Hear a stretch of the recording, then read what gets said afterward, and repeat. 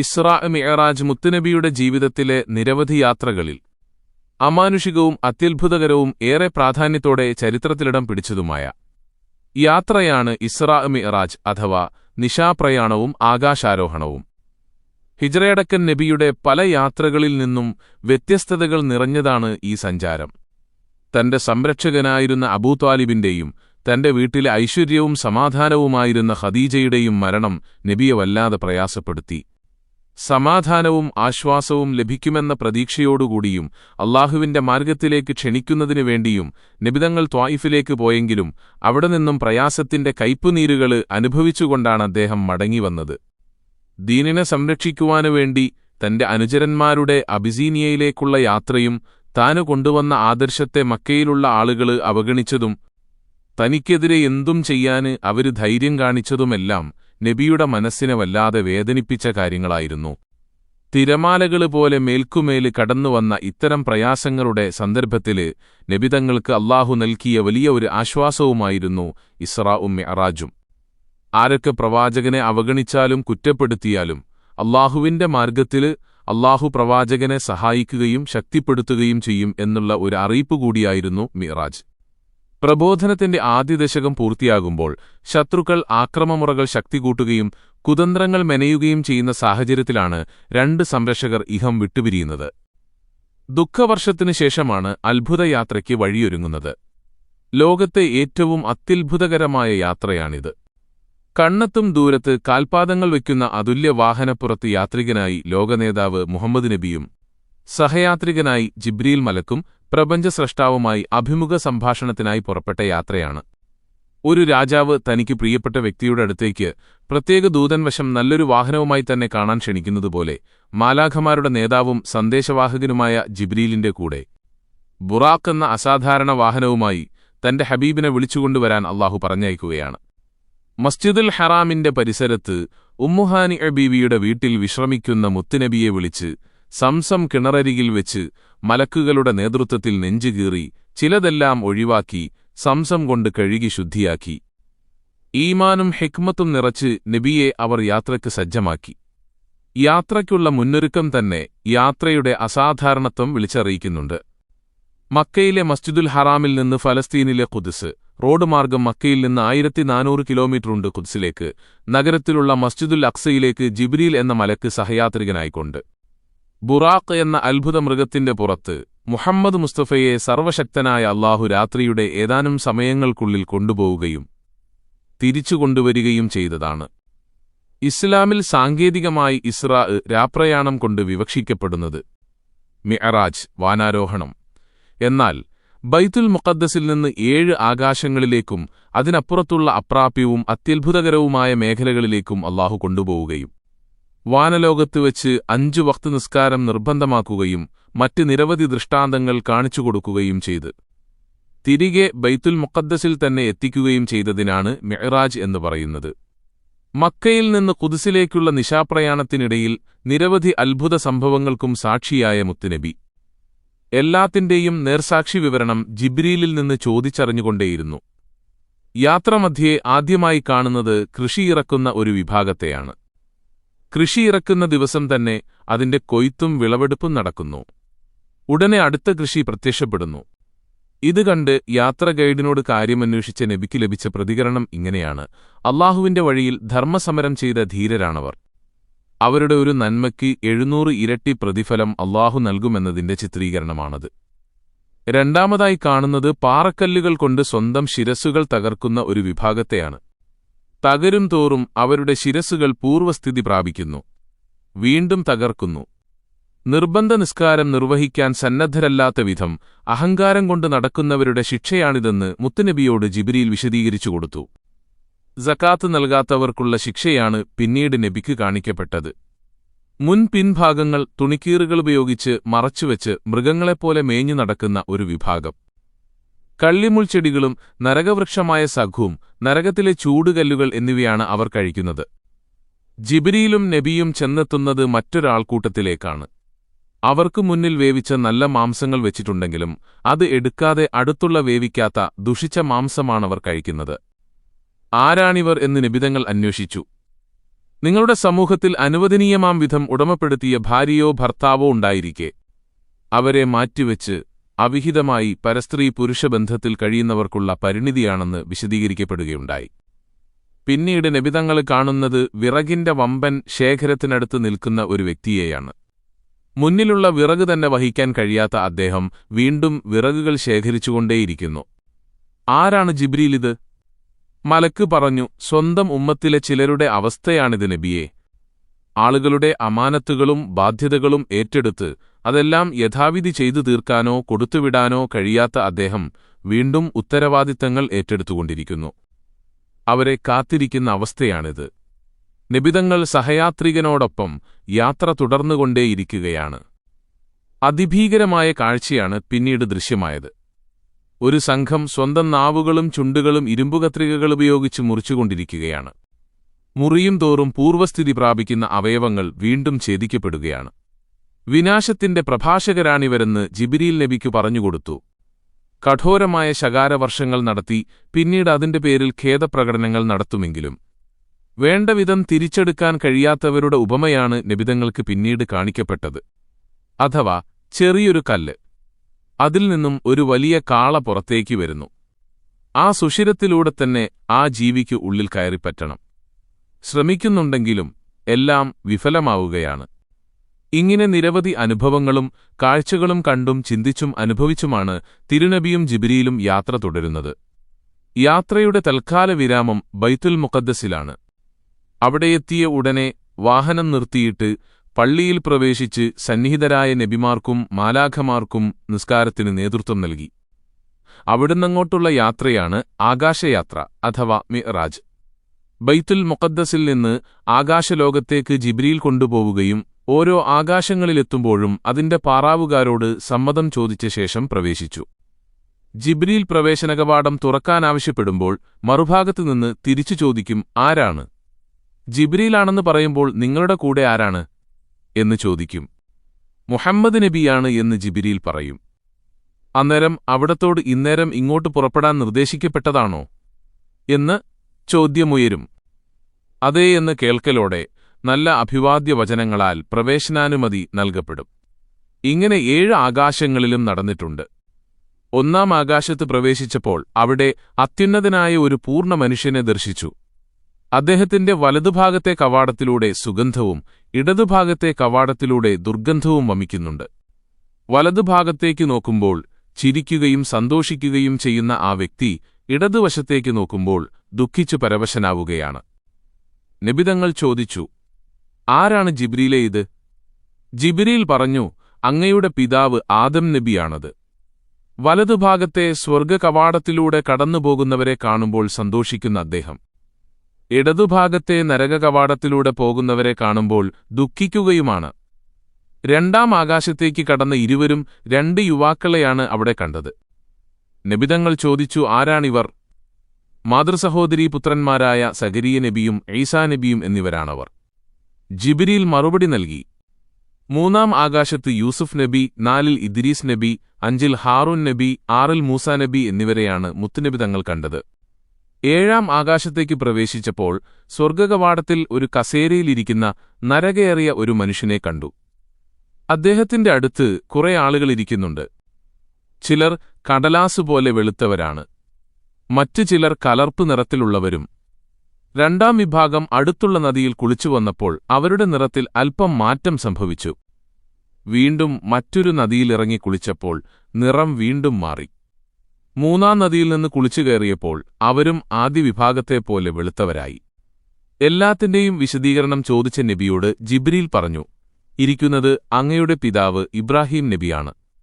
അദ്ദേഹമാണ് ആദ്യമായി ഭൂമിയിൽ നരകയേറിയ മനുഷ്യൻ. അദ്ദേഹത്തോടൊപ്പമുള്ള സുമുഖർ വിശ്വാസത്തിൽ യാതൊരു കളങ്കവും ചേരാത്ത സത്യസന്ധരാണ്. സൽപ്രവൃത്തിത്തോടൊപ്പം ചില ദുഷ്ചെയ്തികളുമുള്ളവരാണ് 2-ാം വിഭാഗം. അവർ തൗബ ചെയ്തപ്പോൾ അല്ലാഹു സ്വീകരിച്ചു. 1-ാം നദി അല്ലാഹുവിന്റെ റഹ്മത്തും 2-ാമത്തത് അവന്റെ അനുഗ്രഹവും 3-ാമത്തത് അവരെ കുടിപ്പിച്ച പാനീയവുമാണ്. 7 ആകാശങ്ങളിലെ സന്ദർശനം കഴിഞ്ഞ് സിദ്റത്തുൽ മുൻതഹയിലേക്കാണ് പ്രയാണം. സമൂഹത്തിലെ സർവരുടെയും സൽക്കർമ്മങ്ങൾ എത്തിച്ചേരുന്ന ഒരു വൃക്ഷമാണ് സിദ്റത്തുൽ മുൻതഹ. അതിന്റെ ഇലകളെക്കുറിച്ചും പഴങ്ങളെക്കുറിച്ചുമെല്ലാം തിരുവചനങ്ങളിൽ ധാരാളം പ്രതിപാദ്യങ്ങളുണ്ട്. ആ മരച്ചുവട്ടിൽ നിന്ന് കലർപ്പില്ലാത്ത ശുദ്ധജലം, രുചിവ്യത്യാസമില്ലാത്ത പാൽ, ആസ്വാദ്യകരമായ മദ്യം, തെളിഞ്ഞ തേൻ എന്നിവയുടെ ഉറവകളൊഴുകുന്നുണ്ട്. ഒരു സവാരിക്കാരൻ 70 വർഷം സഞ്ചരിച്ചാലും തീരാത്തത്ര വഴിദൂരം തണൽ വിരിക്കുന്ന അത്യത്ഭുത മരമാണത്. ഇബ്നു അബ്ബാസ് തങ്ങൾ അടക്കമുള്ള മുഫസ്സിറുകളുടെ വീക്ഷണത്തിൽ മാലാഖമാർക്ക് ഇതുവരെ മാത്രമേ അറിവുകളുള്ളൂ. അതിനപ്പുറത്തേക്ക് അവർക്ക് പ്രവേശനാനുമതി പോലുമില്ല. മുഴുവൻ സൃഷ്ടിവസ്തുക്കളുടെയും പ്രകാശം കൊണ്ട് സിദ്റത്തുൽ മുൻതഹ അലങ്കൃതമായി.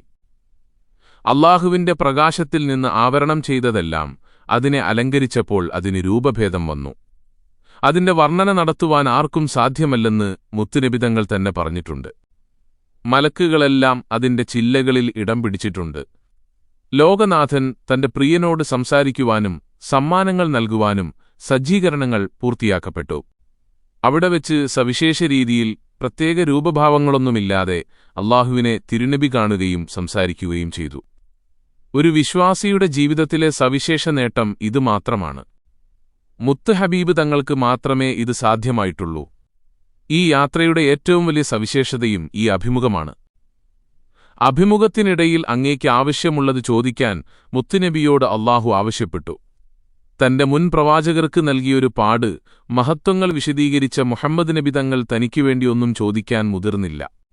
ഏറ്റവും വലിയ സംസ്കാരവും മര്യാദയും മാന്യതയുമാണ് ഇതുവഴി ലോകത്തിനു മുമ്പിൽ നബിതങ്ങൾ സമർപ്പിച്ചത്. ഒന്നും ചോദിക്കാതെ തന്നെ എല്ലാം തന്റെ സ്നേഹഭാജനത്തിന് നൽകാൻ അല്ലാഹു തയ്യാറായിരുന്നു. അല്ലാഹു നബിയോടായി പറഞ്ഞു, താങ്കളെ ഞാൻ ആത്മമിത്രമായി തെരഞ്ഞെടുത്തിരിക്കുന്നു. താങ്കളുടെ ഹൃദയം ഞാൻ തുറന്നതാക്കിത്തരികയും പാപങ്ങൾ ദൂരീകരിക്കുകയും പ്രസിദ്ധി ഉന്നതമാക്കിത്തരികയും ചെയ്തിരിക്കുന്നു.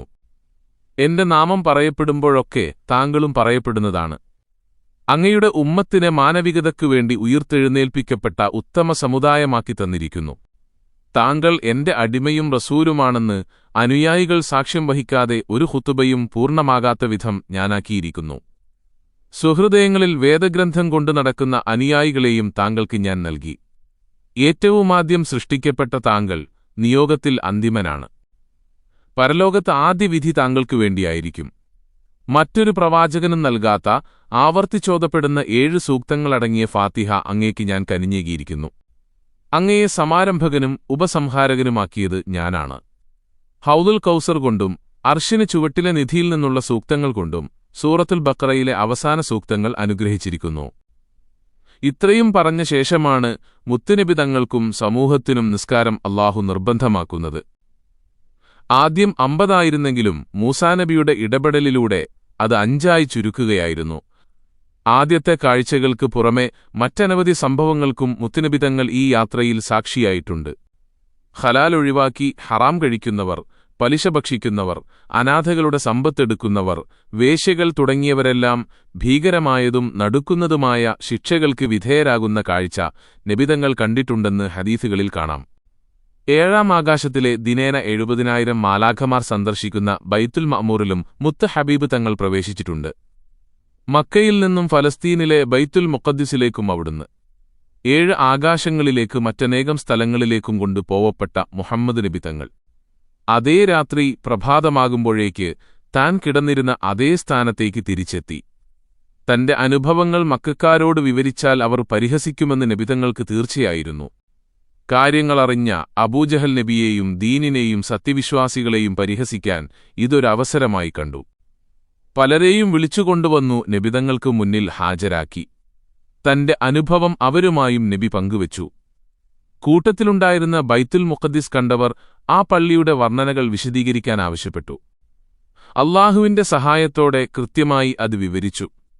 എങ്കിലും പലർക്കും ഈ സംഭവത്തിനു ശേഷം മാർഗഭ്രംശം സംഭവിച്ചതായി ആയിഷ ബീവി ഉദ്ധരിച്ചിട്ടുണ്ട്. അബൂബക്കർ തങ്ങൾക്ക് സിദ്ദീഖ് എന്ന പേരുപോലും കിട്ടിയത് ഇതംഗീകരിച്ചതുകൊണ്ടാണ്. തിരുസന്ദേശം അമൂല്യമാണ്. തിരുനബിതങ്ങളെ ഇത്ര വലിയ അത്ഭുതയാത്ര കൊണ്ടുപോയതിനു പിന്നിൽ അല്ലാഹുവിനൊരു പാടുദ്ദേശമുണ്ട്. നമ്മളതിൽ നിന്ന് ഉൾക്കൊള്ളേണ്ട ഒട്ടനവധി പാഠങ്ങളുമുണ്ട്. സൂറത്തുൽ ഇസ്രാഇന്റെ പ്രഥമ സൂക്തത്തിൽ നമ്മുടെ ദൃഷ്ടാന്തങ്ങളിൽ ചിലത് നബിയെ കാണിക്കാൻ വേണ്ടിയെന്ന് അല്ലാഹു പറയുന്നുണ്ട്. പല നബിമാർക്കും പല ദൃഷ്ടാന്തങ്ങളും അല്ലാഹു കാണിച്ചുകൊടുത്തത് ഖുർആൻ തന്നെ വിശദീകരിക്കുന്നുണ്ട്. സമഗ്ര പരിശോധനയ്ക്ക് വിധേയമാക്കുമ്പോൾ ഇസ്രാ മിഅ്റാജ് കേവലം വൈയക്തികവും സാധാരണവുമായ സംഭവമായി ചുരുക്കിക്കാണാൻ നമുക്ക് സാധിക്കില്ല. ആ യാത്ര സൂചിപ്പിക്കുന്നൊരു കാര്യം ഇതാണ്: മുഹമ്മദ് മുസ്തഫ തങ്ങൾ ബാഹ്യലോകത്തിന്റെയും ആന്തരിക ലോകത്തിന്റെയും രണ്ട് പശ്ചിമങ്ങളുടെയും പൂർവങ്ങളുടെയും സാരഥിയാണ്. മുൻകഴിഞ്ഞ പ്രവാചകരുടെ സമ്പൂർണ്ണ അനന്തരാവകാശിയും വരാനിരിക്കുന്ന തലമുറകളുടെ നായകനും അവിടുന്ന് തന്നെ.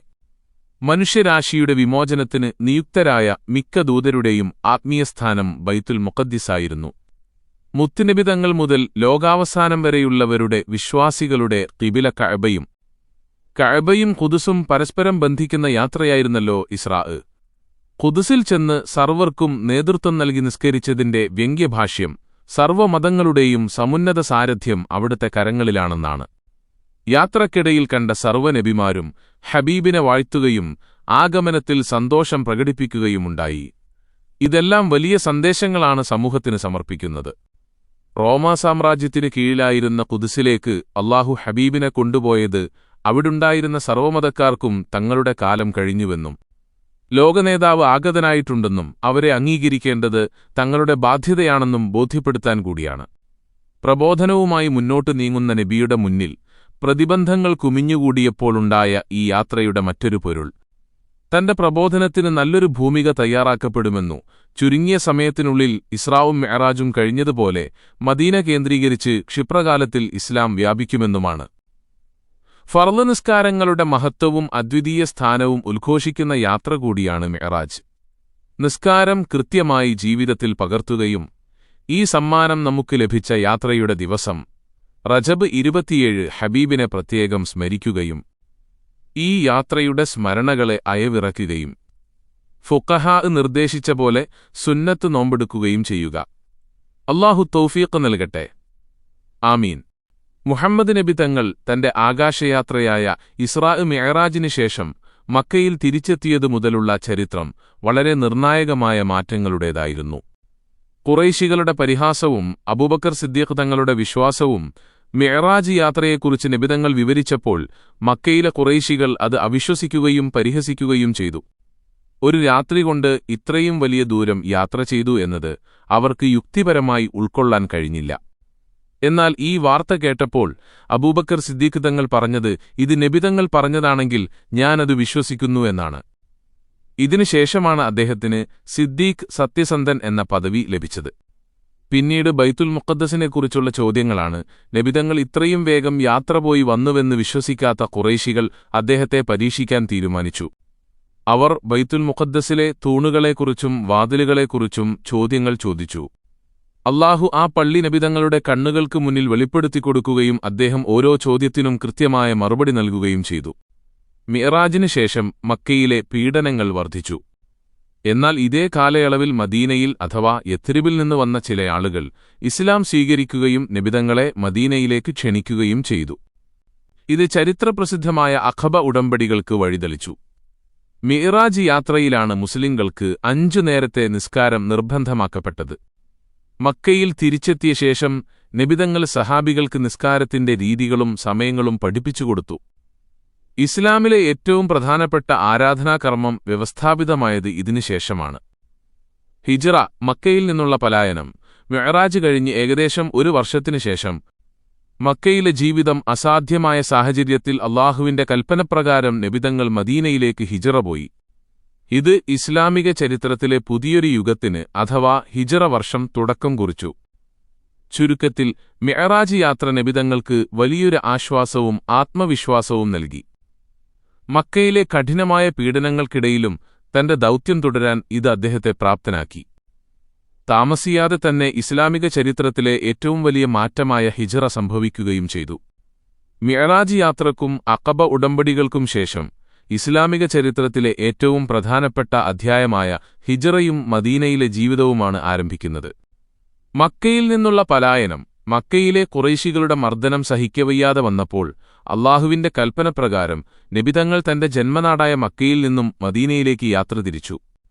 ശത്രുക്കൾ അദ്ദേഹത്തെ വധിക്കാൻ വീട് വളഞ്ഞെങ്കിലും അല്ലാഹുവിന്റെ സഹായത്താൽ അദ്ദേഹം രക്ഷപ്പെട്ടു. അബൂബക്കർ സിദ്ദീഖ് തങ്ങളോടൊപ്പം സൗർ ഗുഹയിൽ 3 ദിവസം ഒളിച്ചിരുന്ന ശേഷമാണ് നബിതങ്ങൾ മദീനയിലെത്തിയത്. മദീനയിലെ സ്വീകരണം. മദീനയിലെ ജനങ്ങൾ, അൻസാറുകൾ വലിയ ആവേശത്തോടെയാണ് നബിതങ്ങളെ സ്വീകരിച്ചത്. അവിടെ എത്തിയ ഉടനെ അദ്ദേഹം ചെയ്ത ആദ്യ കാര്യങ്ങൾ ഇവയായിരുന്നു: മസ്ജിദുൻ നബവി നിർമ്മാണം. ആരാധനയ്ക്കും ഭരണകാര്യങ്ങൾക്കുമായി ഒരു പള്ളി നിർമ്മിച്ചു. മുഹാജിറുകളും അൻസാറുകളും തമ്മിലുള്ള സാഹോദര്യം. മക്കയിൽ നിന്ന് വന്നവരും അഥവാ മുഹാജിറുകൾ മദീനയിലുള്ളവരും അഥവാ അൻസാറുകൾ തമ്മിൽ അവിശ്വസനീയമായ രീതിയിലുള്ള ഒരു സാഹോദര്യ ബന്ധം അദ്ദേഹം സ്ഥാപിച്ചു.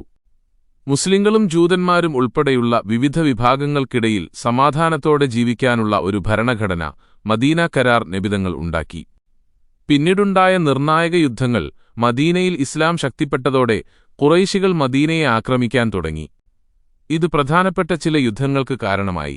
ബദ്ർ യുദ്ധം, സത്യവും അസത്യവും തമ്മിലുള്ള ആദ്യത്തെ വലിയ പോരാട്ടം. കുറഞ്ഞ എണ്ണം മാത്രമുണ്ടായിരുന്ന മുസ്ലിങ്ങൾ ഇതിൽ വിജയിച്ചു. ഉഹുദ് യുദ്ധം, മുസ്ലിങ്ങൾക്ക് വലിയ പാഠങ്ങൾ നൽകിയ പരീക്ഷണം. ഖന്ദഖ്, അഹ്സാബ് യുദ്ധം, മദീനയ്ക്ക് ചുറ്റും കിടങ്ങ് കുഴിച്ച് ശത്രുക്കളെ പ്രതിരോധിച്ച യുദ്ധം. ഹിജ്റ 6-ാം വർഷം നബിതങ്ങളും അനുചരന്മാരും ഉംറ നിർവഹിക്കാൻ മക്കയിലേക്ക് പുറപ്പെട്ടെങ്കിലും ഖുറൈശികൾ തടഞ്ഞു. തുടർന്നുണ്ടായ ഹുദൈബിയ കരാർ ഒറ്റനോട്ടത്തിൽ മുസ്ലിംകൾക്ക് തിരിച്ചടിയായി തോന്നിയെങ്കിലും അത് വലിയൊരു നയതന്ത്ര വിജയമായിരുന്നു. ഇത് ഇസ്ലാം അറേബ്യയുടെ വിവിധ ഭാഗങ്ങളിലേക്ക് വ്യാപിക്കാൻ കാരണമായി. ഖുറൈശികൾ ഹുദൈബിയ കരാർ ലംഘിച്ചതിനെ തുടർന്ന് ഹിജ്റ 8-ാം വർഷം നബിതങ്ങൾ 10,000-കണക്കിന് അനുചരന്മാരോടൊപ്പം മക്കയിലേക്ക് നീങ്ങി. രക്തച്ചൊരിച്ചിലില്ലാതെ മക്ക കീഴടക്കി. തന്നെ ക്രൂരമായി പീഡിപ്പിച്ചവരോട് നിങ്ങൾക്കെല്ലാവർക്കും ഇന്ന് പൊതുമാപ്പ് നൽകിയിരിക്കുന്നു എന്ന് പ്രഖ്യാപിച്ചുകൊണ്ട് നബിതങ്ങൾ ലോകത്തിന് മാതൃകയായി. ഹജ്ജത്തുൽ വിദാ. ഹിജ്റ 10-ാം വർഷം നബിതങ്ങൾ തന്റെ ഏക ഹജ്ജ് നിർവഹിച്ചു. അറഫ മൈതാനിയിൽ വെച്ച് നബിതങ്ങൾ നടത്തിയ പ്രസംഗം മനുഷ്യാവകാശങ്ങളുടെ വലിയൊരു പ്രഖ്യാപനമായിരുന്നു. സ്ത്രീകളുടെ അവകാശങ്ങൾ, വർണ്ണവിവേചനത്തിനെതിരെയുള്ള പോരാട്ടം, പലിശ നിരോധനം തുടങ്ങിയവ നബിതങ്ങൾ അവിടെ ഊന്നിപ്പറഞ്ഞു. ഹിജ്റ 12-ാം വർഷം ക്രിസ്തുവർഷം 632 റബീഉൽ മാസത്തിൽ നബിതങ്ങൾ ഈ ലോകത്തോട് വിട പറഞ്ഞു. ഇസ്ലാം മതം പൂർണ്ണതയിലെത്തിയ ശേഷമായിരുന്നു ആ വേർപാട്. ഈ ചരിത്രഘട്ടം ഒരു വ്യക്തിയുടെ ജീവിതം എന്നതിലുപരി ലോകചരിത്രത്തെ തന്നെ മാറ്റിമറിച്ച ഒരു മഹാവിപ്ലവത്തിന്റെ കഥയാണ്. മുത്തുനബി തങ്ങളുടെ റൗള ഷെരീഫിൽ ചെന്ന് ദുആ ചെയ്യാനും അവിടത്തേക്ക് സലാം പറയാനും റബ്ബ് തൗഫീഖ് നൽകി അനുഗ്രഹിക്കട്ടെ. ആമീൻ യാ റബ്ബൽ ആലമീൻ. വീഡിയോ ഇഷ്ടമായെങ്കിൽ ലൈക്ക് ചെയ്യാനും ഷെയർ ചെയ്യാനും മറക്കരുത്. നിങ്ങളുടെ വിലയേറിയ അഭിപ്രായങ്ങൾ രേഖപ്പെടുത്തുക. ചാനൽ സബ്സ്ക്രൈബ് ചെയ്യാനും പുതിയ വീഡിയോകളുടെ നോട്ടിഫിക്കേഷനായി ബെല്ലൈക്കൺ അമർത്താനും മറക്കരുത്.